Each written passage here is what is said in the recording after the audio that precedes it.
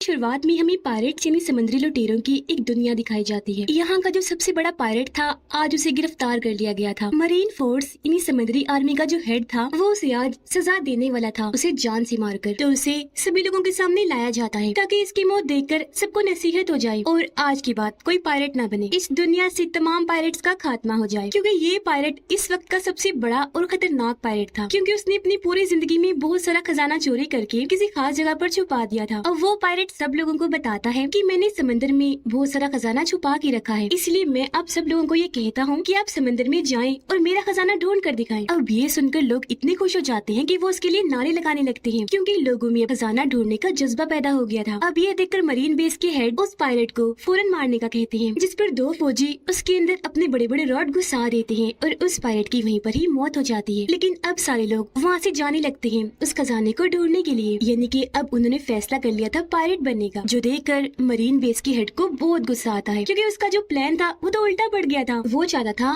कि पायरेट्स का खात्मा हो जाए, लेकिन उस पायलट के मरने के बाद अब तो बहुत सारे पायलट सामने आ गए थे और अब वो उस बड़े पायलट के खजाने को ढूंढने निकल गए। इसके बाद हमें 22 साल के बाद की कहानी दिखाई जाती है। हम एक कश्ती में कहानी के हीरो को देखते हैं जिसका नाम लूफी होता है। लूफी भी उस पायलट के खजाने को ही ढूंढने जा रहा था, क्योंकि वो समंदर का सबसे बड़ा पायलट बनना चाहता है और वो अपने सफर में काफी आगे आ चुका है। लेकिन जिस कश्ती में वो सवार था अब उसमें पानी आना शुरू हो गया था, क्योंकि वो काफी दिन से सफर कर रहा था। अब वो डूब ना जाए इसलिए जल्दी से एक ड्रम में जाकर बैठ जाता है। उसका सारा सामान पानी में तैरने लगा और वो ड्रम भी जिसमें वो छुपा हुआ था, पर यहाँ कम से कम वो डूबने से बच गया था। लेकिन फिर उसका ड्रम तैरते तैरते दो पायरेट्स के जहाजों के बीच पहुँच जाता है, जिन दोनों जहाजों की आपस में लड़ाई हो रही थी। अब यहाँ बड़े शिप की कैप्टन एक औरत थी, जिसको पकड़ने के लिए मरीन बेस ने बहुत सारा इनाम रखा हुआ था। वो फिर अपने साथियों के साथ मिलकर दूसरे जहाज के लोगों पर हमला कर देती है। एक एक करके उन्हें बुरी तरह मारकर वो बंदी बना लेती है और उन्हें भी अपने शिप में ले आती है। कैप्टन के साथी भी दूसरे शिप का सामान लूटकर अपने शिप में लाने लगते हैं। ये लोग उस ड्रम को भी उठाकर अपनी शिप में ले आते हैं जिसमें लूफी छुपा हुआ था। जैसे ही रात हुई लूफी ड्रम से बाहर आ जाता है, लेकिन उसे बाहर आता हुआ एक लड़का देख लेता है जो वहाँ पर कैदी था और वो लूफी को देखकर डर जाता है, चीख मार देता है। लूफी उसके मुँह पर हाथ रखकर उसे चुप करवाता है और कहता है कि डरो मत, मैं तुम्हें कोई नुकसान नहीं पहुँचाऊंगा। जिसके बाद लूफी उसे अपने बारे में बताता है कि मैं भी एक पायलट हूँ। और वो कैदी लड़का कहता है कि तुम पायलट नहीं लगते क्योंकि तुम अच्छे लग रहे हो। जिस पर लूफी का जवाब था कि नहीं, सारे पायलट एक जैसे नहीं होते, कुछ अच्छे भी होते हैं। अब यहाँ हमें लूफी के बचपन का सीन दिखाया जाता है और हमें पता चलता है कि उसे बचपन से पायलट बनने का शौक था। लूफी को पायलट्स का एक हीरो भी बहुत पसंद था, जो खुद भी एक पायलट था और लूफी उसे सिर्फ अपना ही हीरो समझता था। अब जब पायलट हीरो अपनी टीम के साथ वापस आता है तो लूफी उसे कहता है कि प्लीज मुझे भी अपनी टीम में शामिल कर लीजिए ना। जिस पर वो जवाब देता है, बेटा तुम अभी छोटे हो, पायलट बनने के लिए भी तैयार नहीं हो, क्योंकि ये काम बहुत खतरनाक होता है। अब ये सुनकर लूफी को जोश आ गया। वो शिप की सबसे ऊंची जगह पर जाकर सबका ध्यान अपनी तरफ करता है और फिर चाकू अपने चेहरे पर घुसा कर निशान बना लेता है, ताकि वो सबको दिखा सके कि मैं अब बच्चा नहीं रहा और पायलट बन सकता हूँ। कहानी वापिस से प्रेजेंट टाइम मौजूदा वक्त में आ जाती है, जहाँ ये सारी बात लूफी उस कैदी लड़के को बता रहा था। वो लड़का उससे पूछता है कि तुम पायलट बनने का सपना कैसे देख सकते हो, क्योंकि पायलट होना इतनी भी खास बात नहीं। इस पर लूफी जवाब देता है कि नहीं, पायलट होना बहुत अच्छा होता है, क्योंकि पायलट बनकर आप अपने साथियों के साथ समंदर की सैर कर सकते हैं, एडवेंचर पर जा सकते हैं और तो और पायलट्स को कोई कुछ कहता भी नहीं, वो आजाद होते हैं। इसलिए तो देखो मैं इतना खुश हूँ पायलट बनकर। कैदी लड़का कहता है मैं भी आजाद होना चाहता हूँ, लेकिन जो इस शिप के कैप्टन है उसने मुझे यहाँ पर कैद करके रखा हुआ है और वो मुझे आजाद कभी नहीं होने देगी। कैप्टन के खराटों की आवाज इतनी ज्यादा थी कि लूफी पूछता है, अरे ये क्या, ये कैसी आवाज है, क्या तुमने कोई समुद्री मॉन्स्टर पकड़ के यहाँ पे रखा हुआ है। जिस पर कैदी लड़का कहता है, अरे नहीं नहीं यार, ये तो हमारी कैप्टन के खराटों की आवाज है। अब वो कैदी लड़का लूफी को चुपके चुपके ऊपर लेकर जाता है और कहता है कि अभी सब सो रहे हैं तो तुम यहाँ से भाग जाओ। अब जब लूफी वहाँ से जा रहा था तो उनकी आहट से सब लोगों को पता चल जाता है और वो नींद से उठ जाते हैं, जिसके बाद कैप्टन भी यहाँ पर आ जाती है। अब कैप्टन को लगता है कि कैदी लड़का मुझे धोखा दे रहा था, वो भी यहाँ से भाग रहा था, इसलिए वो अपने हथियार से इन दोनों पर हमला कर देती है। वो पहले कैदी लड़के को मारती है, लेकिन लूफी आगे आकर उसके हथियार को साइड पर कर देता है, कैदी लड़के को बचा लेता है। जिसके बाद वो अकेला ही कैप्टन और उसके साथियों से लड़ने लगता है। हालांकि कैप्टन के साथी उस पर गोलियां चलाते हैं, लेकिन एक भी गोली लूफी का कुछ बिगाड़ नहीं पाती। ये देखकर कैप्टन को गुस्सा आ जाता है और वो अपना भारी हथियार उठाकर लूफी की पेट पे जोर से मारती है। लेकिन हैरत, यहाँ पर लूफी अपने जिस्म को लचकदार बनाकर खींचता है और ऐसे उसके वार से बच जाता है। ये देखकर कैप्टन काफी हैरान रह जाती है कि इसने अपने जिस्म को लचकदार कैसे कर लिया। और फिर तभी लूफी अपने हाथों को भी लंबा लंबा लचकदार बनाकर शिप की दूसरी साइड पर चला जाता है। तब कैप्टन भी वहाँ पर आ जाती है। वो दोबारा से अपने हथियार से उस पर हमला करती है, लेकिन लूफी पीछे हट जाता है और तब शिप का व्हील टूट जाता है और वहाँ पर आग लग गई। सारी सूरत हाल को देखकर कैप्टन आग भगोले गोला हो जाती है। उसे कैदी लड़के पर गुस्सा आ रहा था, इसलिए वो अपने हथियार से अब उस पर हमला करती है। लेकिन तभी सामने आ गया लूफी। हथियार उसके सर पर लगा, उसका सर कुचला गया, लेकिन हैरत उसे कुछ भी नहीं हुआ। जिसके बाद लूफी अपनी सबसे खतरनाक मूव यानी मारने का जो उसका सबसे अच्छा तरीका था वो उसका इस्तेमाल करता है। अपना हाथ लंबा लचकदार बनाकर बड़ा सा मुक्का बनाता है और उससे वो कैप्टन पर हमला करता है, जिससे यहाँ वो कैप्टन समंदर में दूर जाके गिरती है और उसका काम तमाम। अब वो सारे लोग लूफी की ताकतों को देखकर काफी हैरान भी हो जाते हैं और डर भी जाते हैं, इसीलिए हार मान ली थी उन्होंने। अब लूफी तो अपने कारनामों से बहुत खुश था और वो कैदी लड़के को लेकर यहाँ से जाने वाला था। अब हम एक तलवारबाज को देखते हैं जिसका काम होता है पायरेट्स को पकड़कर मारना। अब तब यहाँ एक आदमी आया जो वॉरियर था यानी कि योद्धा। वो तलवारबाज को अपने साथ शामिल होने का कहता है, लेकिन वो साफ साफ मना कर देता है। इनकार सुनकर वॉरियर तलवारबाज से लड़ने लगा। अब वो बहुत अच्छा तलवारबाज था। वो तेजी तेजी से अपनी तलवारें हिलाकर वॉरियर से लड़ता है और फिर एक मौके पर बड़ी आसानी से अपनी तलवारों का इस्तेमाल करते हुए वो वॉरियर को काट कर उसके 2 हिस्से कर देता है और इस तरह तलवारबाज ये लड़ाई जीत गया। लूफी और कैदी लड़का उस शिप से निकल चुके थे और अब वो एक छोटी कश्ती में आगे बढ़ रहे थे। अब क्योंकि उसने लूफी की और लूफी ने उसकी जान बचाई थी, इसलिए उन दोनों की दोस्ती हो जाती है। कैदी लड़का तो पहले उसकी ताकतें देखकर काफी हैरान था, इसलिए वो लूफी से पूछता है कि तुम्हारे पास ये लचकदार होने की ताकत कहाँ से आई? जिस पर वो बताता है कि बचपन में जब पायरेट हीरो ने मुझे अपनी टीम में शामिल करने से मना कर दिया था ना, तो तब मैंने गुस्से में आकर एक खास किस्म का फ्रूट खा लिया था, जिसके बाद से ही मुझे ये लचकदार होने की ताकत मिली। क्योंकि पायरेट हीरो ने जब मेरा हाथ पकड़ा तो मैं वहाँ से आगे बढ़ गया और मेरा हाथ लंबा होकर लचकदार बन गया। फिर कैदी लड़का पूछता है कि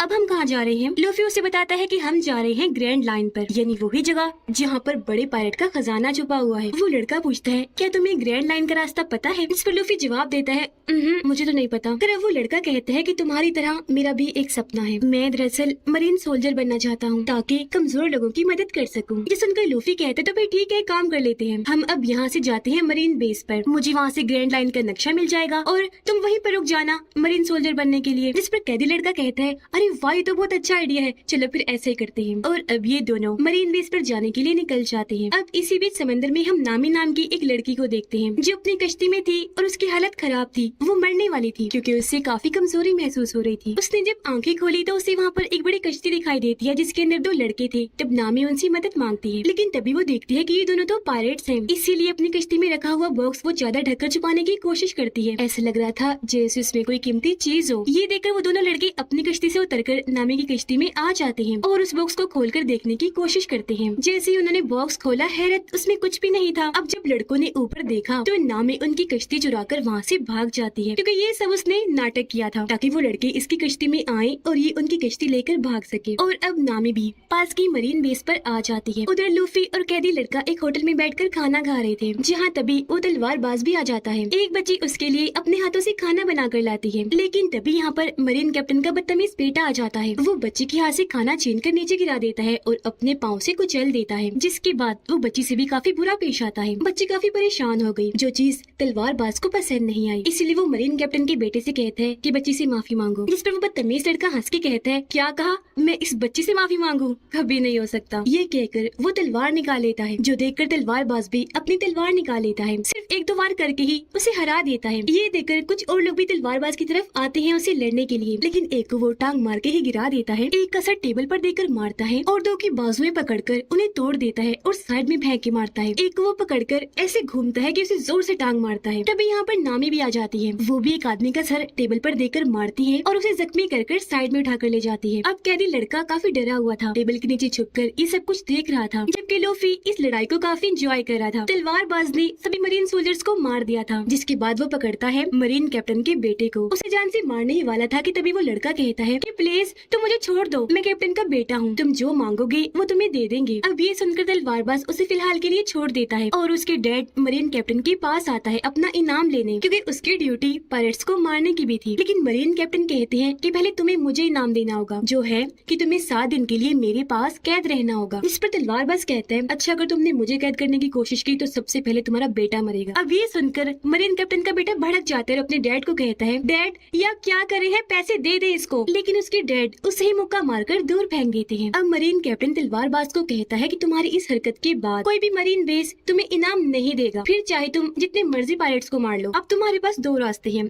या तुम हमारे साथ काम करो या फिर मेरे पास 7 दिनों के लिए कैद हो जाओ। इस पर तलवारबाज कहता है कि मैं तुम्हारे साथ काम तो नहीं करूंगा, लेकिन हाँ 7 दिनों के लिए कैद हो जाता हूँ। और अब उसे पकड़कर कैद कर लिया जाता है, उसे बांध दिया जाता है। अब अगले ही दिन लूफी भी यहाँ पर आ जाता है ग्रैंड लाइन के नक्शे को चुराने के लिए। लूफी ऊपर छोटे से रास्ते से आया था। वो जब देखता है कि तलवारबाज को वहाँ पर बांधा हुआ है तो वो उसकी रस्सियाँ खोलकर उसे आजाद कर देता है और जिस रास्ते से आया था वहाँ से ही वापस चला जाता है। उधर नामी एक मरीन ऑफिसर की यूनिफॉर्म चुराकर उसे पहनकर अंदर घुस जाती है क्योंकि वो भी यहाँ पर ग्रैंड लाइन का नक्शा ही चुराने आई थी। लेकिन जब वो नक्शा ढूंढ रही थी तो तब दो मरीन ऑफिसर अंदर आ जाते हैं और उसे पहचान लेते हैं कि नामी कोई मरीन ऑफिसर नहीं है बल्कि इसने तो सिर्फ वर्दी ही पहनी हुई है, इसलिए वो उस पर हमला कर देते हैं। लेकिन वो भी जल्दी से आगे बढ़ी। मेल ऑफिसर को तो वो अपनी टांग में ही लपेट कर नीचे गिरा देती है और रोड से फीमेल ऑफिसर पर हमला करके उसका भी काम तमाम कर देती है। इतनी ही देर में छत तोड़कर यहाँ पर लूफी भी आ जाता है क्योंकि उसने सारी बात सुन ली थी और अब इन दोनों को ही पता चल गया था कि हम यहाँ पर ग्रैंड लाइन का नक्शा चुराने आए हैं। अब लूफी मरीन कैप्टन की ऑफिस जाने लगता है क्योंकि ग्रैंड लाइन का नक्शा वहीं पर ही रखा हुआ है। तब नामी भी उसके पीछे पीछे जाने लगती है पर तभी अचानक इनके सामने मरीन कैप्टन आ जाता है और क्योंकि नामी ने यूनिफॉर्म पहना हुआ था तो वो उसे मरीन ऑफिसर ही समझता है। नामी यहाँ पर उसे बताती है वो दरअसल मैंने इस कैदी को अभी कैद किया है तो मैं इसे जेल में डालने जा रही थी। जो सुनकर कैप्टन यहाँ से चला जाता है पर यहाँ हमने देखा कि नामी बहुत चालाक है। उसने मरीन कैप्टन की जेब काट ली थी और अब उसके ऑफिस की चाबियाँ इनके पास आ गई थी। तो अब ये दोनों चाबियों से ताला खोलकर उसके ऑफिस घुस जाते हैं। अलग अलग होकर ग्रैंड लाइन का नक्शा ढूंढने लगते हैं। मरीन कैप्टन अब उस जगह पर आता है जहाँ पर वो दोनों ऑफिसर पड़े थे जिन्हें अभी अभी नामी ने पीटा था। दोनों ऑफिसर मरीन कैप्टन को बताते हैं कि वो लाल बालों वाली लड़की यानी कि नामी कोई मरीन सोल्जर नहीं है बल्कि वो तो यहाँ पर घुस गई है, पायरेट है। ये सुनकर मरीन कैप्टन को याद आया कि वो तो मेरे ऑफिस की तरफ गई है, इसलिए वो यहाँ पर इमरजेंसी अलार्म बजा देता है। उधर लूफी और नामी को वो तिजोरी मिल गई थी जिसमें ग्रैंड लाइन का नक्शा रखा हुआ था, लेकिन लाख कोशिश के बाद भी वो इस तिजोरी को नहीं खोल पा रहे थे। तभी बाहर मरीन कैप्टन भी आ गया था। वो दरवाजा पीटने लगता है और उन्हें दरवाजा खोलने का कहता है, लेकिन यहाँ पर लूफी मजबूती से तिजोरी को पकड़ता है। नामी उसके पीछे से आकर उसे जोर से पकड़ लेती है। यहाँ लूफी अपनी लचकदार ताकत का इस्तेमाल करके खींचकर अपनी बाजुओं को लंबा करता है और ऐसे दोनों कूदकर वहाँ से बाहर आ जाते हैं तिजोरी के साथ। ये दोनों सही सलामत यहाँ पर आ गए थे, लेकिन तभी मरीन ऑफिसर यहाँ पर आकर इन्हें चारों तरफ से घेर लेते हैं। पर यहाँ लूफी और नामी बड़ी बहादुरी से उनका सामना करते हैं। लूफी अपने मुक्कों से उन्हें दूर करता है जबकि नामी रॉड से मार मार कर उन्हें ढेर करती जाती है। और फिर तभी तलवारबाज भी यहाँ पर अपनी तलवारें लेकर आ जाता है। वो देखता है कि लूफी और नामी ये तो दोनों बच्चे हैं और उनसे पिट रहे हैं, इसलिए वो भी उनकी मदद करने इस लड़ाई में कूद पड़ता है। जैसे एक सोल्जर उसे मारने के लिए आगे बढ़ा, वो टांग मारकर उसे साइड में कर देता है और फिर कूदकर एक ऑफिसर के ऊपर गिरता है। दूसरे को वो तलवार से मारकर साइड पर करता है और ऐसे ये तीनों ही सभी मरीन सोल्जर्स को मार देते हैं। ये तीनों अभी खड़े ही थे कि तभी यहाँ पर मरीन कैप्टन आ जाता है। वो इनसे लड़ने ही आया था क्योंकि उसके हाथ पर ब्लेड वाला हथियार लगा हुआ था जिससे वो इन पर हमला कर देता है। लेकिन तभी सामने आए लूफी और तलवारबाज जो उससे लड़ने लगते हैं। हालांकि तलवारबाज अपनी दो तलवारों से उससे लड़ रहा था, लेकिन मरीन कैप्टन बहुत बहादुर था, वो उस पर भारी पड़ता जा रहा था, तो इसलिए तलवारबाज को अपनी तीसरी तलवार भी निकालनी पड़ती है। यहाँ लूफी भी अपनी लचकदार ताकत का इस्तेमाल करके अपना बाजू लंबा करके उसका सामना करता है, लेकिन मरीन कैप्टन उसका हाथ भी आसानी पकड़ लेता है। अब तलवारबाज अपनी तीसरी तलवार को मुंह में रखता है और दो तलवारों से कैप्टन से लड़ने लगता है। एक तलवार उसने जैसे कैप्टन को मारी वो उछलकर दूर जाके गिरता है और अब यहाँ लूफी भी अपनी खास मूव का इस्तेमाल करता है, यानी कि बाजू को लंबा सा करके बड़ा सा मुक्का बनाकर कैप्टन के मुंह पर देकर मारता है, जिससे वो भी दूर जाके गिरता है और वही ढेर हो गया। और अब आखिरकार वो यहाँ पर मरीन आर्मी और मरीन कैप्टन से बच गए थे, जिस वजह से बहुत खुश थी। तलवारबाज इनकी और मदद करता है। वो तिजोरी को उठाकर लूफी की कश्ती तक लेकर जाता है। इससे पहले कि ये यहाँ से जाते मरीन कैप्टन का बेटा यहाँ पर आ जाता है गन्स लेकर, लेकिन तभी यहाँ पर आ जाता है कैदी लड़का भी और वो उसके मुंह पर जोरदार मुक्का मारकर उसे बेहोश कर देता है। उसे देखकर लूफी काफी खुश हो जाता है कि तुम यहाँ भी आ गए, और अब वो उसे भी अपने साथ ले जाने का सोचता है क्योंकि अब मरीन आर्मी इनके पीछे पड़ गई थी। जिस पर कैदी लड़का कहता है कि नहीं तुम जाओ, मैं यहीं पर रुकूंगा अपना सपना पूरा करने के लिए। मैं एक अच्छा मरीन ऑफिसर बनूंगा, लोगों की मदद करने के लिए, जुल्म को मिटाने के लिए। उसकी बातें सुनकर लूफी काफी मुतासिर हुआ और अब वो नामी और तलवारबाज को उस कश्ती में लेकर वहाँ से निकल जाता है। अब हम दोबारा से मरीन बेस के हेड को देखते हैं जिन्होंने 22 साल पहले सबसे बड़े पायलट को पकड़ा था और उसे सजा दी थी। अब बेस के हेड को पता चलता है कि कोई उनकी मरीन बेस से ग्रैंड लाइन का नक्शा चुरा कर ले गया है। ये जानकर मरीन बेस के हेड काफी परेशान हो जाते हैं और अब वो भी इस मरीन बेस पर आने लगते हैं। अब हमें दिखाया गया एक जोकर जो भी एक पायलट ही था और उसे भी ग्रैंड लाइन का नक्शा चाहिए था, इसलिए वो अपने लोगों को लूफी के पीछे भेजता है वो नक्शा चुराने के लिए। उधर लूफी, नामी और तलवारबाज कश्ती से आगे बढ़ रहे थे। यहाँ खुशी खुशी नामी उस तिजोरी को खोल लेती है जिसके अंदर से इन्हें ग्रैंड लाइन का नक्शा मिल जाता है, जिसे देखकर ये काफी खुश हो जाते हैं। यहाँ नामी लूफी और तलवारबाज को बताती है कि दुनिया का समंदर 4 हिस्सों में बटा हुआ है और जो जमीन की लाइन है जो समंदर तक आ रही है उसके ऊपर भी एक लाइन है और उसे ही ग्रैंड लाइन कहा जाता है। खजाना वहाँ पर है तो अब हम खजाना ढूंढने वहाँ जाएंगे। वो ये बातें कर ही रहे थे कि तभी इन्हें बाहर से आहट महसूस होती है, क्योंकि असल में जोकर के लुटेरों ने इनकी कश्ती पर हमला कर दिया था। उसके लुटेरे आसमान में थे। वो वहाँ से बेहोशी की गैस आसपास फैला देते हैं। गैस जैसे लोगों के अंदर गई, ये भी उसे सूंघकर बेहोश हो जाते हैं। यहाँ बेहोश होने से पहले लूफी ने उन लुटेरों को देख लिया था, इसीलिए उसने ग्रैंड लाइन के नक्शे को जल्दी जल्दी से अपने मुंह में छुपा लिया था, जिसके बाद वो बेहोश हो गए। इसके बाद जब इन तीनों को होश आई तो ये देखते हैं कि हमें तो कैद किया हुआ है एक बड़े सी बॉक्स में और इनकी सारी चीजें जोकर के लुटेरों ने ले ली थी। पर लूफी ने यहाँ बताता है कि फिक्र न करो, ग्रैंड लाइन का नक्शा मेरे पास बिल्कुल सेफ है, यहाँ पर मेरे पेट में। अब जैसे बॉक्स खुलता है तो ये तीनों एक स्टेज पर होते हैं, जहाँ पर जोकर और उसके साथी लोगों को शो दिखा रहे थे। यहाँ पर जो ऑडियंस थी वो कैदी लोग थे, जिन्हें गुलाम बनाकर जबरदस्ती उनसे यहाँ पर तालियां बजवाई जा रही थी। अब तभी इन सब का कैप्टन यानी कि वो जोकर यहाँ पर आता है। उसे देखते ही लूफी पहचान लेता है कि ये एक पायरेट है, इसके ऊपर भी ढेर सारा इनाम है। लूफी यहाँ पर जोकर को बताता है कि देखना बहुत जल्द मैं पायरेट्स का किंग बनने वाला हूँ। जिस पर जोकर हंसते हुए कहता है, ओ तुम बनोगे पायरेट्स के किंग, देख लेना मैं बनूंगा जब मैं ग्रैंड लाइन का नक्शा चुरा लूंगा ना और वो खजाना मुझे मिल जाएगा ना तब। जो कहने के बाद जोकर उनसे ग्रैंड लाइन का नक्शा मांगता है, लेकिन तभी यहाँ चालाक नामी सामने आई और कहती है, क्या तुम नक्शा कर रहे हो? पता है तुम्हें हमारे पास नक्शे से भी बढ़कर कुछ है। ये कहकर वो लूफी की टोपी लेती है और उसे हवा में ऊपर उछाल देती है। अब जैसे सबका ध्यान ऊपर गया, मौका पाकर वो यहाँ से भाग जाती है। अपनी टोपी पकड़ने के लिए लूफी अपना हाथ फिर से लंबा करता है। अब उसकी लचकदार ताकत देखकर सारे ही लोग काफी दंग रह जाते हैं, यहाँ तक कि वो जोकर भी, कि ये इसने कैसे कर दिया। अब जब नामी सर्कस से बाहर आती है तो वो देखती है कि जोकर ने इनका पूरा शहर तबाह बर्बाद कर दिया है। शहर की बुरी हालत देखकर वो भी सोच रही थी कि तब यहाँ पर जोकर के लोग आकर उसे पकड़ लेते हैं और दोबारा से उसे अपने हेड जोकर के पास ले आते हैं। तभी जोकर के लोग तलवारबाज और नामी को पकड़कर उन्हें अपने साथ ले जाते हैं। जोकर लूफी के पास आता है और उससे ग्रैंड लाइन के नक्शे के बारे में पूछता है, लेकिन वो उसे कुछ नहीं बताता, जिस वजह से जोकर को गुस्सा आ गया और वो लूफी को सजा देने के लिए उसके हाथ पाँव बंधवा देता है और उन्हें खिंचवा कर और लंबा लचकदार कर देता है, क्योंकि उसे लग रहा था कि ऐसा करने से लूफी को तकलीफ होगी। लेकिन लूफी तो उल्टा हंस रहा था, क्योंकि उसे तकलीफ नहीं हो रही थी बल्कि मजा आ रहा था। अब जब जोकर लूफी के पास आया तो वो उसकी टोपी देखकर पहचान लेता है कि ये तो पायरेट हीरो की टोपी है। तब यहाँ जोकर उसे बताता है कि जब मैं तुम्हारी उम्र का था ना तब मैं और पायरेट हीरो एक ही टीम में हुआ करते थे, लेकिन उसने भी मुझे धोखा दे दिया। अब लूफी से नक्शा लेने के लिए जोकर यहाँ पर एक चाल चलता है। वो उसके सामने एक बच्चे को लाता है और कहता है कि अगर तुमने नक्शा ना दिया तो मैं इसे मार दूंगा। ये देखकर लूफी को गुस्सा आ गया और वो जैसे तैसे खुद को छुड़वा लेता है और यहाँ पर अपनी सबसे खास मूव का इस्तेमाल करता है, यानी कि लंबी बाजू करके बड़ा सा मुक्का बनाकर वो जोकर के मुंह पर जोर से मारता है, जिससे उसका सर ही टूटकर जिस्म से अलग होकर दूर जाके गिरता है। पर हैरत, सर अलग होने के बाद भी जोकर मरा नहीं था बल्कि जिंदा था। उसका कटा हुआ सर बोल रहा था,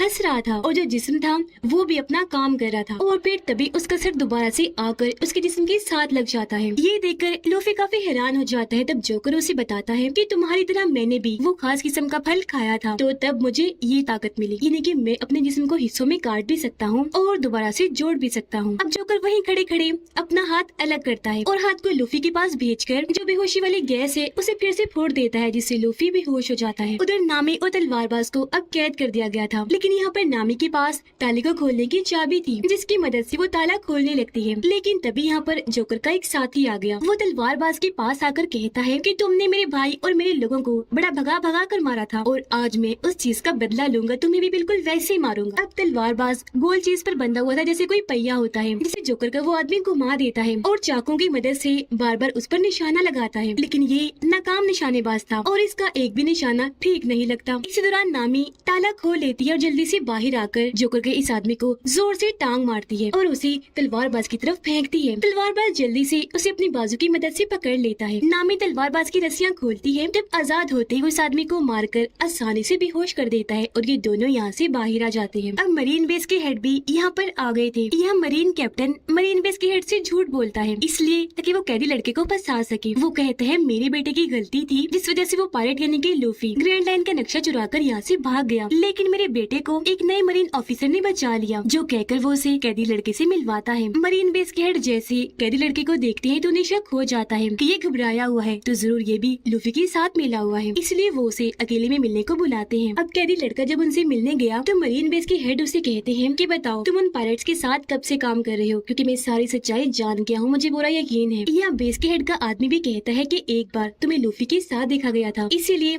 अब जो भी सच है जल्दी से बता दो। ये सुनकर कैदी लड़का काफी घबरा गया और वो सारी सच्चाई मरीन बेस के हेड को बता देता है। कहता है कि लूफी ने मेरी मदद की थी मेरी कैप्टन से मुझे आजाद करवाने में, तो वो और मैं उस शिप से भाग गए थे और यहाँ पर आ गए। जिसके बाद वो तो चला गया लेकिन मैं यहीं पर रुक गया क्योंकि मैं मरीन ऑफिसर बनना चाहता था। अब हेड समझ जाते हैं कि ये सच बोल रहा है, इसलिए वो कैदी लड़के को भी अपने साथ शामिल कर लेते हैं ताकि ये मिलकर लूफी को पकड़ सके। उधर जोकर ने लूफी को पकड़कर एक टैंक में कैद कर दिया था। जब उसे होश आई तो वो खुद को यहाँ पाकर काफी परेशान हो जाता है क्योंकि इस टैंक में धीरे धीरे करके समंदर का पानी भर रहा था और समंदर के पानी की वजह से लूफी यहाँ पर अपनी ताकतों का इस्तेमाल नहीं कर पाता क्योंकि वो यहाँ पर कमजोर पड़ता जा रहा था। तभी यहाँ पर जोकर भी आ गया और वो उसे दोबारा ग्रैंड लाइन का नक्शा मांगता है लेकिन लूफी उसे नहीं देता। इस वजह से जोकर को काफी गुस्सा आ गया और वो टैंक में पानी की स्पीड बढ़ा देता है और अब समंदर का पानी तेजी से वहाँ पर आकर लूफी पर गिरने लगा। अब हमें यहाँ दोबारा से लूफी के बचपन का सीन दिखाया जाता है जहाँ पर उस वक्त वो काफी दुखी था जब पायलट हीरो उसे अकेला ही छोड़कर चला गया। उसके जाने के बाद यहाँ पर एक और पायलट आया जो बहुत बुरा था। वो आते ही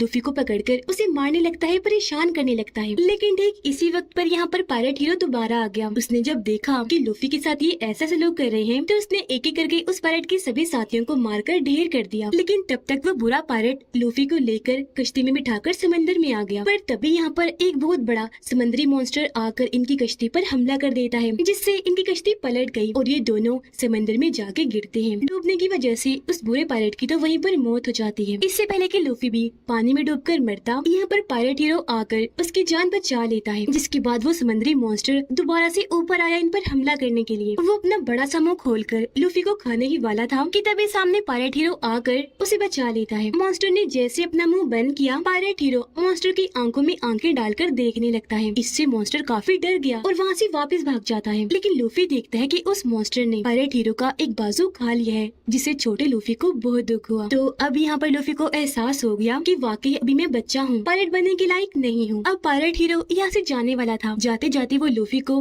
अपनी टोपी देता है जो लूफी के पास उसकी आखिरी निशानी थी जिसे प्रेजेंट टाइम में जोकर लूफी के सामने ही खराब कर रहा था। पर वो अपनी टोपी बचाने के लिए कुछ कर नहीं सकता था क्योंकि पानी भरने से वो टैंक में डूबता जा रहा था। पर इस वजह से उसे बहुत गुस्सा था। इतनी ही देर में यहाँ पर नामी और तलवारबाज भी आ गई। नामी रोड को टैंक पर देकर मारती है जिससे टैंक पर दरारें पड़ जाती हैं। लूफी भी तब तक पानी में बेहोश हो गया था। अब उन दोनों को देखकर जोकर काफी घबरा गया। आसपास अपने साथियों को देखने लगता है ताकि मदद के लिए बुला सके। लेकिन नामी और तलवारबाज ने तो पहले ही उसके साथियों का काम तमाम कर दिया था। दरारें काफी गहरी हो गई थी इसलिए टैंक टूटता है और पानी के बहाव के साथ लूफी बाहर आ जाता है। उसे तब तक होश भी आ गई थी और यहाँ अब उसके मुंह से ग्रैंड लाइन का नक्शा भी बाहर निकल कर आ जाता है। अब लूफी के सामने दो चीजें पड़ी हुई थी, नक्शा और उसकी टोपी। क्योंकि उसकी टोपी ज्यादा जरूरी थी इसीलिए वो उसकी तरफ ही बढ़ता है। लूफी टोपी उठाता है जबकि जोकर वो नक्शा उठा लेता है जिसे देखकर वो काफी खुश हो रहा था। ये देखकर तलवारबाज उस पर तलवार से हमला करता है। तलवारबाज ने उसका गला काटा था लेकिन अपनी ताकत से वो गला दोबारा जोड़ लेता है और उन्हें ही अपनी ताकतें दिखाने लगता है। यानी कि उनकी आंखों के सामने वो अपने जिस्म के हिस्से काट कर दोबारा से जोड़ने लगता है और फिर वो अपने जिस्म के बहुत सारे टुकड़े करके उनसे नामी और तलवारबाज पर हमला करवा देता है। हालांकि नामी और तलवारबाज उसके जिस्म के टुकड़ों से लड़ रहे थे लेकिन वो इन पर भारी पड़ रहा था। ये देखकर लूफी को जोकर पे काफी गुस्सा आया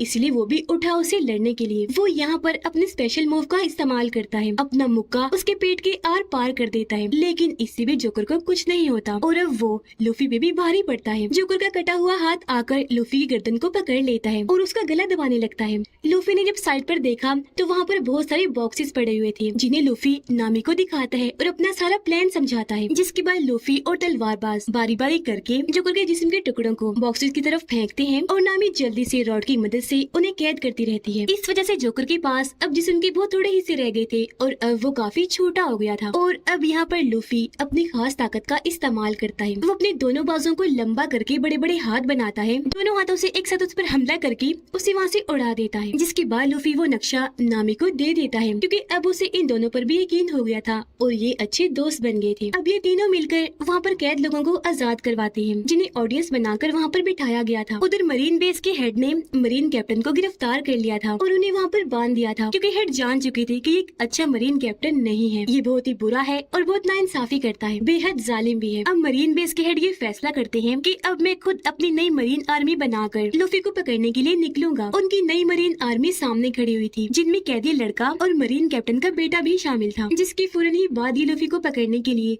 समंदर में निकल जाते हैं। उधर लूफी सबको आजाद करवाकर अपने दोनों साथियों नामी और तलवारबाज को लेकर कश्ती में बैठकर वहाँ से निकल जाता है। अब तभी नामी अकेले में जाती है और किसी को कॉल करके बताती है कि ग्रैंड लाइन का नक्शा मेरे पास आ गया है और अब मैं आ रही हूँ, जिससे यहाँ हम समझ पाए कि नामी उन्हें धोखा दे रही है और वो किसी और के साथ मिली हुई है। अब यहाँ से हमें 7 साल के पहले का वक्त दिखाया जाता है, जहाँ पर एक बच्चा जो दरअसल लूफी का दोस्त था, वो अपने गाँव में हर वक्त ये अफवाह फैलाता रहता था कि लुटेरे आ गए, जल्दी से छुप जाएं। इस वजह से सब लोग काफी डर जाया करते थे और फौरन अपने अपने घरों में जाकर छुप जाते थे। अब लोगों को लगता था कि वो सच बोलता है, लेकिन कुछ अरसे के बाद लोगों को यह एहसास हुआ कि वो झूठ बोलता था। यहाँ पर कोई लुटेरे नहीं आया करते थे, इसीलिए अब कोई भी उसकी बात का यकीन नहीं करता। वो लोग डरते नहीं और ना ही अपने घरों में जाकर छुपते हैं। अब कहानी वापस आ जाती है प्रेजेंट टाइम में, जहाँ वो बच्चा यानी कि लूफी का दोस्त अब बड़ा तो हो चुका है, लेकिन अभी भी वो अफवाहें फैलाता है कि लुटेरे आ गए, जल्दी से छुप जाओ। लेकिन अब कोई उसकी बात का यकीन नहीं करता। उधर लूफी और उसके साथी जब आगे बढ़ रही थी तो उनका शिप खराब हो जाता है, क्योंकि उसमें सुराख हो गया था और पानी अंदर आ रहा था। तो इसलिए अब ये लोग नई शिप खरीदने के लिए उसी लड़के यानी लूफी के दोस्त के आइलैंड पर आ जाते हैं और अपने पुराने शिप को पानी में ही डूबने देते हैं, ताकि उसके जरिए कोई इन तक पहुँच न सके। मरीन बेस के हेड अपनी टीम को लेकर आगे बढ़ रहे थे लूफी को पकड़ने के लिए। जोकर उन बॉक्सेस में से अपने जिस्म के सारे हिस्से वापस ले चुका था, जिन्हें जोड़कर अब वो पहले जैसा बन गया था। वो भी वहाँ पर खड़ा ही था कि तभी उसके पास अजीब सा मछुआरा आता है और कहता है कि चलो मेरे साथ, तुम्हें हमारे मछुआरे के हेड ने बुलाया है। पर जोकर उसके साथ जाने से मना कर देता है और वहाँ से भागने की कोशिश करने लगा, लेकिन तभी वो अजीब मछुआरा उसके मुंह पर जोरदार मुक्का मारता है, जिससे जोकर वहीं पर बेहोश हो जाता है। तब मछुआरा उसे उठाकर अपने साथ ले आया। उधर लूफी इस आइलैंड पर फिर रहा था और अपने लिए नए शिप की तलाश कर रहा था, जहाँ पर एक शिप उसे पसंद आ भी जाती है। वो जब उसे पास से देखने गया तो इस शिप में लूफी का वही दोस्त था जो बचपन में अफवाहें फैलाया करता था। यहाँ वो लूफी से मिलता है और उसे बताता है कि मैं ही इस शिप की देखभाल करता हूँ, अगर तुम्हें ये शिप चाहिए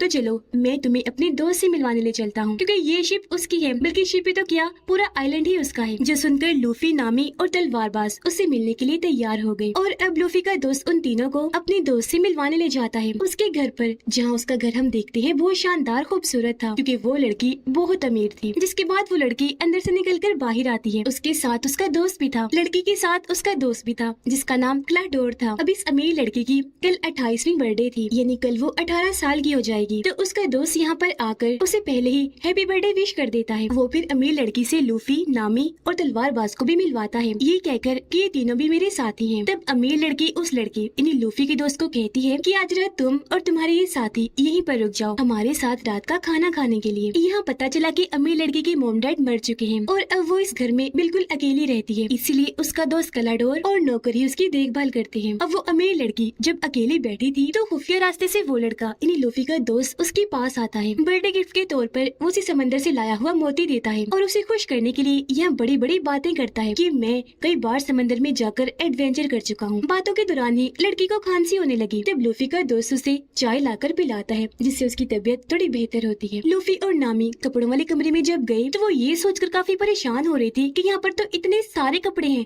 हम कौन से पहने। यहाँ पर तभी तलवारबाज भी आ जाता है और वो इन दोनों से पूछता है कि अमीर लड़की के साथ जो उसका दोस्त है क्लाडोर, कि तुम्हें वो जाना पहचाना सा लग रहा है। मुझे तो लग रहा है, मुझे ऐसा महसूस हो रहा है जैसे पहले मैं उससे मिल चुका हूँ। जिस पर लूफी और नामी कहते हैं कि नहीं तो हमें तो नहीं ऐसा लगता। उधर वही क्लाडोर अपनी मीठी मीठी बातों में अमीर लड़की को फंसाकर उसे काफी खुश कर देता है। अमीर लड़की उसके गले से लग जाती है और कहती है कि मैं तुम्हें अपना सबसे अच्छा दोस्त मानती हूँ, तुम मेरे सबसे ज्यादा करीब हो। पर क्लाडोर तो असल में उसका दोस्त नहीं बल्कि दुश्मन था, क्योंकि वो अमीर लड़की को मारने के लिए दोनों नौकरों के साथ मिलकर प्लान बना चुका था, ताकि उसके मरने के बाद सब कुछ उसका हो जाए और वो इस आइलैंड पर राज कर सके। इसी वजह से क्लाडोर हर रोज लड़की को थोड़ा थोड़ा जहर दे रहा था, जिस वजह से वो लड़की बीमार रहती है। यहाँ दोनों नौकरों ने मिलकर लड़की को मारने के लिए बहुत सारा जहरीला सूप बनाया हुआ था, ताकि उसकी 18वीं सालगिरह से पहले ही वो उसको मार दे। फिर अब रात को बर्थडे पार्टी होती है, जहाँ पर लूफी, नामी और तलवारबाज पार्टी को काफी इंजॉय करते हैं, मजे मजे के खाने खाते हैं। यहाँ नामी एक आदमी से बात करती है जो कि यहाँ का खास आदमी था, क्योंकि वो अमीर लड़की का सारा बिजनेस और लेन देन संभालता था। वो यहाँ का डीलर था। अब तभी अमीर लड़की यहाँ पर क्लाडोर के साथ आती है और अपने डीलर से मिलती है। अब तलवारबाज क्लाडोर से बात करता है और उससे पूछता है, तो मुझे जाने पहचाने से लग रहे हो, क्या पहले हम मिल चुके हैं। जिस पर क्लाडोर मना कर देता है कि नहीं, मुझे ऐसा नहीं लगता, हम पहली बार ही मिल रहे हैं। अब डीलर अमीर लड़की को कहता है कि मुझे आपसे कोई जरूरी बात करनी है, पर क्लाडोर मना कर देता है और कहता है कि बातें बाद में होती रहेंगी, पहले सब खाना खा लेते हैं। अब जब ये सारे लोग खाना खा रहे थे तो यहाँ पर लूफी अमीर लड़की से उसे शिप के बारे में बात बात करता है कि हम वो लेना चाहते हैं क्योंकि हम पायरेट्स हैं और ग्रैंड लाइन के लिए जा रहे हैं, तो हमें उस शिप की जरूरत है। अमीर लड़की कहती है कि आज रात 12 बजने के बाद मैं 18 साल की हो जाऊंगी, तब हर चीज मेरे कंट्रोल में आ जाएगी, तो शिप मैं तुम्हें दे दूंगी। वो बातें कर ही रही थी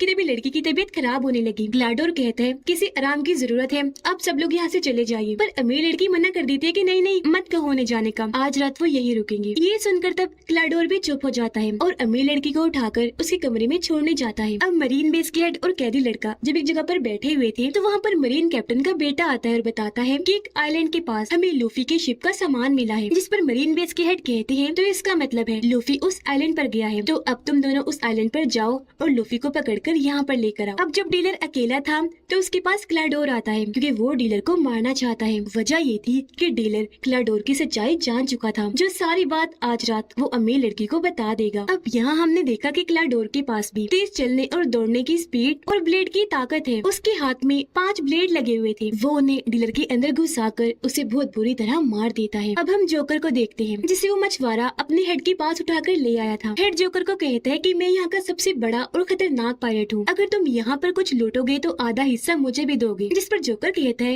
लेकिन मैं तो कुछ भी नहीं कर पा रहा। लूफी नाम का एक लड़का है, वो ही यहाँ पर हर जगह घूम रहा है, उसके पास एक ग्रैंड लाइन का नक्शा भी है, वो ही उस खजाने को ढूंढ लेगा। इस पर मछुआरों का हेड कहता है कि कौन लूफी, कहाँ है वो इस वक्त। जोकर कहता है कि तुम मुझे छोड़ दो, मुझे फिलहाल पता नहीं है कि वो कहाँ है, लेकिन उसे ढूंढने में मैं तुम्हारी मदद कर सकता हूँ। जिस पर वो हेड मानकर उसे छोड़ देता है। अब लूफी और तलवारबाज और खाना खाने और शराब पीने अपने अपने कमरों से बाहर आते हैं और अब ये दोनों मिलकर किचन में जाते हैं जहाँ पर लूफी का दोस्त पहले से ही मौजूद था और अब ये तीनों यहाँ पर बातें करने लगते हैं। अब नामी भी अपने कमरे से बाहर आकर यहाँ पर सामान चुराने लगती है, जिसके बाद वो अमीर लड़की के कमरे में जाती है। वो लड़की नामी के हाथ में सामान का थैला देखकर समझ जाती है कि ये चोरी कर रही है, लेकिन यहाँ वो फिर भी नामी को कुछ नहीं कहती, बल्कि दोस्तों की तरह ही उससे बातें करने लगती है। बातों ही बातों में लूफी का दोस्त बताता है कि मेरे डैड भी एक काफी बड़े पायरेट थे, लेकिन फिलहाल वो लापता है। अब उनका नाम सुनकर लूफी एकदम से बोलता है, अच्छा वो, उनको तो मैं जानता हूँ, मैं उनसे मिल चुका हूँ और वादा करता हूँ कि तुम्हें तुम्हारे डैड से मिलवा दूंगा। अब यहाँ पर तलवारबाज उसे पूछता है क्या यहाँ पर पीने के लिए शराब है। इस पर वो कहता है कि हाँ, बेसमेंट में बहुत सारी शराब पड़ी है, वहाँ जाकर पी लो। तो अब तलवारबाज और लूफी का दोस्त बेसमेंट में आते हैं, लेकिन जब ये आगे बढ़ रहे थे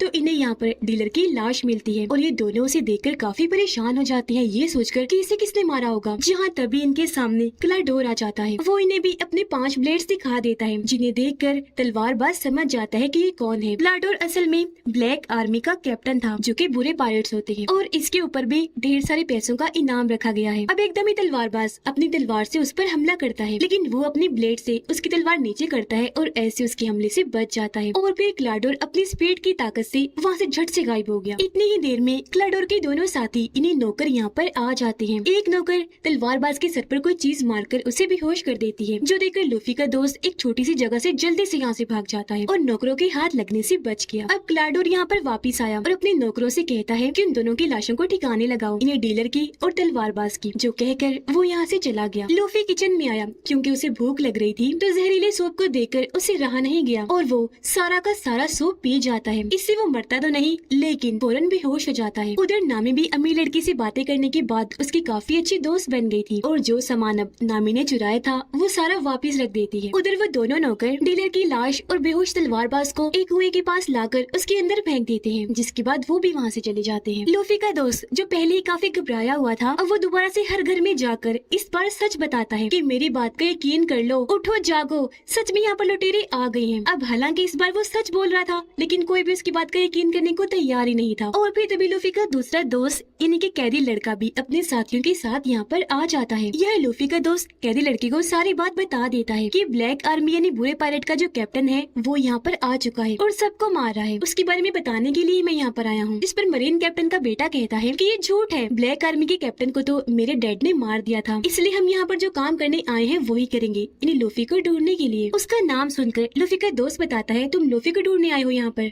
वो भी इधर ही है। और अब वो इनको लूफी के पास ले जाने लगता है। उधर नामी जब किचन में आती है तो ये देखकर काफी परेशान हो जाती है कि लूफी यहाँ पर बेहोश पड़ा है। उसे समझ नहीं आती कि सूप पीकर ये बेहोश कैसे हो गया, पर तभी उसे आहट महसूस हुई और वो जल्दी से जाकर एक जगह पर छुप जाती है। वहाँ पर दरअसल क्लाडोर और उसके साथी आए थे, दोनों नौकर, और उनकी बातें सुनकर नामी सारी बात समझ जाती है कि ये क्या करने वाले हैं, इन्हीं अमीर लड़की की जान लेने वाले हैं। घर के बाहर लूफी का दोस्त मरीन आर्मी को ले आया था। अब क्लाडोर जैसे दरवाजा खोलता है, लूफी का दोस्त बताता है कि यही ब्लैक आर्मी का कैप्टन है। इन यानी कि लुटेरा। पर यहाँ पर क्लाडोर उल्टा उस पर ही इल्जाम लगाने लगता है और कहता है कि इसका दिमागी तवाज़ुन थोड़ा ठीक नहीं है, इसलिए अक्सर ही ऐसी बातें करता रहता है। ये बचपन से ही इस तरह की कहानियां बनाते आ रहा है। अब ये सुनकर कोई भी लूफी के दोस्त की बातों का यकीन नहीं करता, सिवाय कैदी लड़के के। उसे लग रहा था कि क्लाडोर ही झूठा है और लूफी का दोस्त सच बोल रहा है। अब मरीन कैप्टन का बेटा क्लाडोर को कहता है कि लूफी इधर ही है, तो तब क्लाडोर कहता है कि हाँ, और वो लूफी को इनके हवाले कर देता है जो आधे बेहोशी की हालत में था। अब नामी वहाँ से निकलकर बाहर आई। वो नौकर के मुंह पर पेन से हमला करके उसे बेहोश करती है और यहाँ से भाग जाती है। लूफी का दोस्त भी वहाँ से भागकर अमीर लड़की के पास आ गया था। क्लाडोर कैदी लड़की को कहता है कि अब तुम यहाँ पर क्या ले रहे हो, चले जाओ यहाँ से। उसकी बेइज्जती करके वो मुंह पे ही दरवाजा बंद कर देता है। अब नामी भी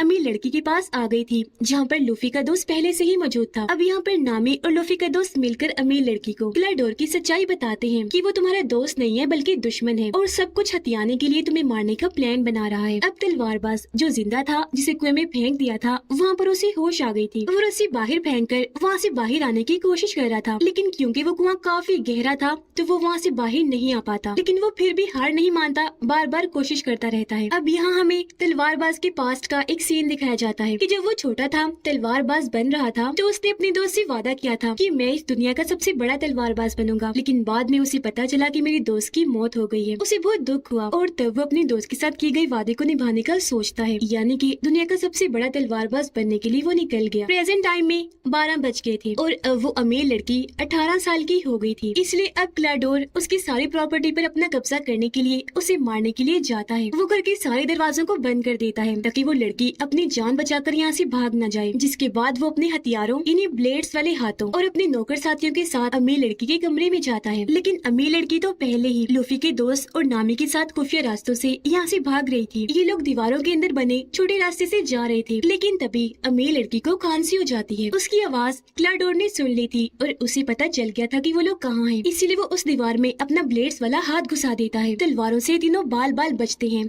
और अब ये जल्दी से यहाँ से भाग जाते हैं। तलवारबाज कुएं में अब खुद ही ऊपर आने की कोशिश करता है। वो चढ़कर ऊपर आ रहा था लेकिन बार बार नीचे गिर रहा था, लेकिन इस बार भी वो हार नहीं मानता और बड़ी हिम्मत करके दोबारा से उठा, ऊपर चढ़ने लगा और आखिरकार अब वो कुएं से बाहर आ ही जाता है। उधर कैदी लड़का लूफी को पकड़कर अपने साथ ले जा रहा था। लूफी को होश आने लगी, इसलिए कैदी लड़का उसके पास जाता है। अब लूफी यहाँ पर पूरी तरह होश में आकर कैदी लड़की को कहता है कि मुझे यहाँ से वापस जाना होगा क्योंकि क्लाडोर सच में बहुत खतरनाक है और मेरे दोस्तों की जान को खतरा है, मुझे उन्हें बचाना है क्योंकि वो सच में ब्लैक आर्मी का कैप्टन है। लेकिन तभी मरीन कैप्टन का बेटा लूफी पर गन तान देता है ताकि वो यहाँ से भाग न सके। इतनी ही देर में तलवारबाज भी यहाँ पर आ गया था और वो उसके सभी साथियों को मार देता है। फिर वो मरीन कैप्टन के बेटे को जोरदार मुक्का मारता है जिससे वो वहीं बेहोश होकर गिर जाता है। जिसके बाद लूफी और तलवारबाज अपने साथियों को बचाने के लिए निकल जाते हैं। घर में वो तीनों यानी कि अमीर लड़की, लूफी का दोस्त और नामी एक पुराने कमरे में आकर छुप जाते हैं। लेकिन तभी क्लाडोर भी यहाँ पर आ जाता है। उसे शक था कि वो यहीं पर है, इसीलिए वो उन्हें ढूंढने लगता है। इसी दौरान लूफी और तलवारबाज भी जैसे तैसे घर का एक रास्ता खोलकर अंदर आ ही जाते हैं। लूफी जाता है ऊपर और तलवारबाज दूसरी साइड पर। तलवारबाज के सामने क्लाडोर के दोनों नौकर साथी आ जाते हैं तो वो जल्दी से अपनी तलवार पकड़कर उनसे लड़ने लगता है। अमीर लड़की और नामी जैसे बाहर आई, क्लाडोर जल्दी से आगे आकर उन्हें पकड़ लेता है। वो उन्हें बस मारने ही वाला था कि तभी लूफी का दोस्त अपने हथियार से उस पर निशाना लगाता है, लेकिन इस बार भी वो बच जाता है। क्लाडोर को कुछ नहीं होता। अब क्लाडोर फुल स्पीड के साथ उसके पास आया और उस पर हमला करके उसे दूर फेंक देता है। फिर वो अमीर लड़की और नामी के पास आया। उसने अपना ब्लेड्स वाला हाथ ऊपर उठाया अमीर लड़की को मारने के लिए, लेकिन तभी पीछे लूफी आ गया जिसने अपना हाथ लचकदार बना के लंबा करके उसे पकड़ लिया और ऐसे अमीर लड़की को बचा लिया। जिसके बाद अब लूफी क्लाडोर से लड़ने लगता है। लचकदार ताकत का इस्तेमाल करके वो उसे उठा कर मार रहा था, पर क्योंकि क्लाडोर काफी खतरनाक और ताकतवर था इसलिए लूफी ज्यादा देर तक उसका मुकाबला नहीं कर पाता। क्लाडोर बहाने से काफी बार लूफी पर हमला करता है जिस वजह से लूफी को अब थोड़ा रुकना पड़ता है, लेकिन फिर मौका पाकर लूफी उसके मुंह पर जोरदार मुक्का मारता है और वो दूर जाके गिरता है। तलवारबाज भी दोनों नौकरों से लड़कर उन्हें खूब मार रहा था। एक पर वो तलवार से ऐसे हमला करता है कि सीढ़ियों से नीचे फेंक देता है और ऐसे वो इन पर भारी पड़ रहा था। उधर क्लाडोर भी अब आमने सामने आकर लूफी से लड़ता है और अपनी ब्लेड से उसे दूर फेंक फेंक के मारता है, लेकिन इसका असर लूफी पर ज्यादा नहीं होता। वो बड़े आराम से बार बार बच रहा था। अब यहाँ पर लूफी अपनी सबसे खास मूव का इस्तेमाल करता है। वो लचकदार ताकत का इस्तेमाल करके अपनी गर्दन को लंबी करता है और उससे क्लाडोर पर हमला करके बाहर फेंक के मारता है। लेकिन तलवारबाज भी उसके दोनों साथियों को हराकर बंदी बना लेता है, यानी कि इन्होंने उन तीनों को ही पकड़ लिया था। अब इस तरह इन सभी दोस्तों ने उनसे लड़ाई की, उन्हें हराया और इन सब की ही जान बच गई। लेकिन नामी कहती है हमें जल्दी से यहाँ से निकलना चाहिए क्योंकि मरीन आर्मी जान चुकी है कि हम यहाँ पर हैं और हमें पकड़ने वो यहाँ पर आती ही होगी। पर क्योंकि भागने के लिए इनके पास कोई शिप नहीं था, इसलिए अमीर लड़की इन्हें वही वाला शिप दे देती है। अब यहाँ पर अफवाह वाला लड़का यानी लूफी का दोस्त भी इनके साथ सफर में जाने के लिए तैयार हो जाता है और अब ये चारों उस शिप में बैठकर इस आइलैंड से निकल जाते हैं। हम देखते हैं कि क्लाइडोर भी मरा नहीं था बल्कि जिंदा बच गया था और वो भी कश्ती में बैठकर इस आइलैंड से निकल चुका था। कैदी लड़का वापिस आ गया था जहाँ वो मरीन बेस की हेड से माफी मांगता है कि प्लीज मुझे माफ कर दीजिए, मैंने बहुत कोशिश की पर मैं लूफी को पकड़कर नहीं ला पाया। हेड उससे कहती है कि परेशान मत हो, तुमने कोशिश भी की और अपना काम भी पूरा कर दिया, तुम उन लोगों को आइलैंड से बाहर ले आए यही बहुत है, अब हम उन्हें पकड़ लेंगे। वो ऐसा इसलिए कह रहा था क्योंकि अपनी दूरबीन से वो लूफी के शिप को देख पा रहा था। और अब मरीन बेस के हेड कहते हैं